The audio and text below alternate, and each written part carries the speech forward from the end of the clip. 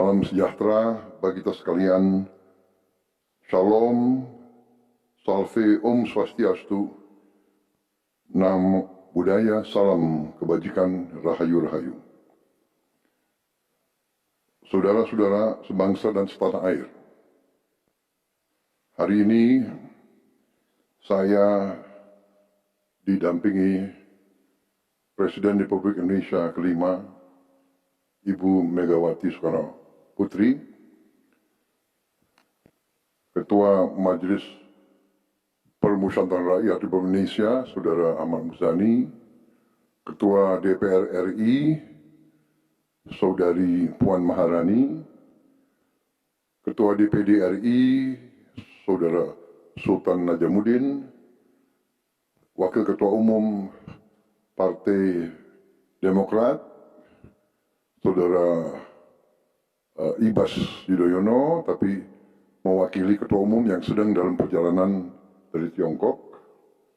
Kemudian Sekretaris Jenderal Partai Keadilan Sejahtera karena mewakili Ketua Umumnya yang sedang berada di luar kota.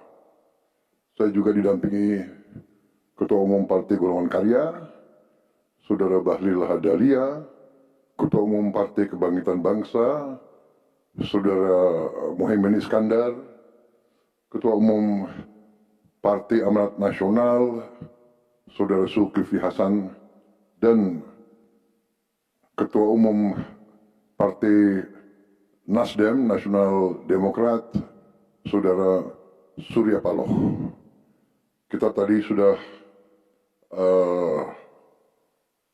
membahas perkembangan situasi negara dan izinkan saya membacakan pernyataan. Kabar yang baru saja diumumkan pemerintah melalui Menteri Keuangan dan Presiden Prabowo kini sedang menjadi pusat perhatian karena menyangkut masa depan keuangan jutaan ASN aktif maupun pensiunan di seluruh Indonesia. Tidak hanya soal angka kenaikan, tetapi juga soal waktu pencairan, siapa saja yang berhak, dan apa dampaknya terhadap harga kebutuhan sehari-hari yang semakin naik dari tahun ke tahun. Beberapa waktu terakhir, mantan Presiden Susilo Bambang Yudhoyono atau SBY ikut angkat bicara mengenai kondisi ekonomi, termasuk kesejahteraan pensiunan. Suara beliau ternyata memberi efek besar, hingga akhirnya pemerintah merespons cepat dengan kebijakan yang kini sedang Anda dengar ini, kenaikan gaji ASN dan pensiunan di tahun 2025. Bagi banyak orang, ini bukan sekadar angka, melainkan napas baru di tengah tantangan ekonomi. Pertanyaannya, seberapa besar kenaikan ini? Apakah akan benar-benar terasa di kantong Anda? Dan apakah kebijakan ini hanya berlaku bagi ASN aktif, atau juga untuk pensiunan TNI, Polri, guru, dan pegawai negeri lainnya? Semua orang ingin kepastian, apalagi banyak yang sudah lama menunggu kabar baik setelah sebelumnya hanya mendengar janji atau wacana. Video ini akan menguraikan secara detail apa yang sebenarnya diumumkan, bagaimana mekanisme kenaikannya, dan yang paling penting, kapan Anda akan merasakan langsung tambahan rupiah di rekening Anda. Kita juga akan membahas apa arti kenaikan ini terhadap biaya hidup, serta bagaimana langkah pemerintah memastikan anggaran negara tetap kuat meski ada tambahan belanja untuk gaji dan pensiun. Jadi, jika Anda ingin tahu informasi yang jelas, resmi, dan bukan sekadar isu di media sosial, inilah saatnya Anda mendengarkan dengan saksama. Karena kabar ini bisa jadi titik balik penting dalam hidup para pensiunan dan ASN di tahun 2025. Setelah pengumuman resmi itu, banyak yang langsung mulai bertanya-tanya apa arti kenaikan gaji dan pensiun tahun 2025 ini bagi kehidupan sehari-hari. Sebab, kalau bicara soal angka, pemerintah memang selalu bisa menyebutkan persentase atau jumlah rupiah, tetapi yang paling penting bagi masyarakat adalah apakah benar-benar terasa manfaatnya di meja makan, di dompet, dan dalam kebutuhan sehari-hari. Di satu sisi, pemerintah tentu ingin menunjukkan komitmen untuk meningkatkan kesejahteraan ASN dan pensiunan, karena tanpa adanya tenaga birokrasi, guru, TNI, Polri, dan pegawai negeri yang telah mengabdi puluhan tahun, roda pemerintahan dan pembangunan tidak akan bisa berjalan lancar. Namun di sisi lain, masyarakat terutama para pensiunan seringkali merasakan bahwa kenaikan yang diumumkan tidak sebanding dengan laju inflasi dan kenaikan harga barang pokok. Ketika Presiden Prabowo akhirnya menyampaikan secara terbuka rencana kenaikan ini bersama Menteri Keuangan, hal tersebut memberi kepastian yang selama ini ditunggu. Tidak sedikit ASN aktif yang merasa gaji mereka selama ini cukup stagnan, padahal beban kerja terus meningkat.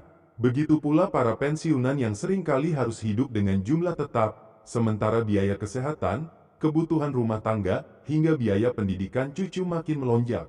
Karena itu, kabar bahwa tahun 2025 akan ada kenaikan nyata tentu saja membawa harapan baru. Yang menarik, pemerintah menekankan bahwa kenaikan kali ini tidak sekadar simbolis, melainkan diupayakan agar benar-benar memberi dampak. Bila kita melihat pola sebelumnya, biasanya kenaikan gaji ASN dan pensiun mengikuti APBN dan kemampuan fiskal negara. Tahun 2024 misalnya, banyak pihak sudah mengeluhkan bahwa kenaikan yang dijanjikan ternyata tidak bisa menutup selisih kebutuhan harian akibat inflasi yang cukup tinggi. Harga beras, minyak goreng, daging, dan kebutuhan pokok lainnya naik lebih cepat daripada tambahan uang yang diterima. Inilah mengapa ketika SBY ikut bersuara dan menyoroti pentingnya keberpihakan negara kepada para pensiunan, hal itu langsung disambut oleh publik. Sebab, suara seorang mantan presiden yang sudah berpengalaman memahami situasi ekonomi tentu membawa bobot politik dan moral yang besar. Dan akhirnya, pemerintah sekarang berusaha menjawab dengan langkah yang lebih konkret. Kalau kita bicara siapa saja yang terdampak, tentu ini menyentuh ASN aktif, baik yang bekerja di kementerian, lembaga, maupun pemerintah daerah.